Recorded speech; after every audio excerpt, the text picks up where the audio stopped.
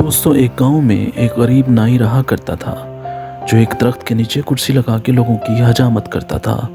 اس کی بڑی مشکل سے گزر بسر ہو رہی تھی، کیونکہ نہ تو اس کے پاس رہنے کو گھر تھا، نہ بیوی تھی، نہ بچے تھے۔ صرف ایک چادر اور ایک تکیہ اس کی کل ملکیت تھی۔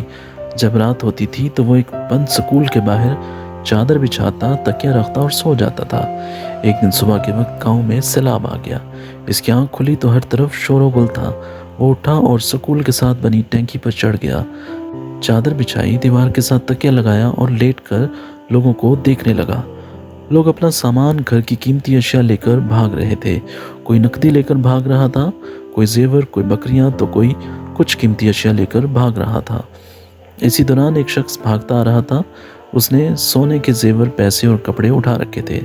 جب وہ شخص اس نائی کے پاس سے گزرا اور اسے سکون سے لیٹے ہوئے دیکھا تو غصے سے بولا کہ کمال ہے، ہماری ہر چیز اجڑ گئی، ہماری جان پہ بنی ہے اور تم ادھر سکون سے لیٹے ہوئے ہو۔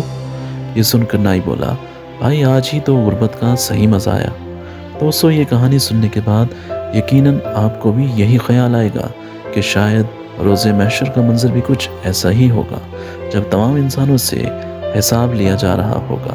ایک طرف غریبوں کا حساب ہو رہا ہوگا، جن سے اللہ صرف 2 وقت کی روٹی، کپڑا، حقوق اللہ اور حقوق العباد کا پوچھے گا، اور دوسری طرف امیروں کا حساب ہو رہا ہوگا، اور یقیناً ان سے ان کے پلازے، دکانیں، فیکٹریاں، گاڑیاں، بنگلے، سونا، زیورات، ملازم، پیسہ، حلال حرام، عیش و آرام، زکوٰۃ، حقوق اللہ، حقوق العباد اور پتہ نہیں کن کن چیزوں کا حساب ہو رہا ہوگا۔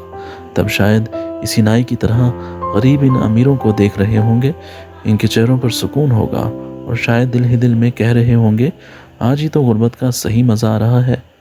اللہ تعالیٰ سے دعا ہے کہ ہمیں ہر نعمت کا شکر ادا کرنے اور اللہ کی رضا کے مطابق استعمال اور تقسیم کرنے کی توفیق عطا فرمائے۔ آمین۔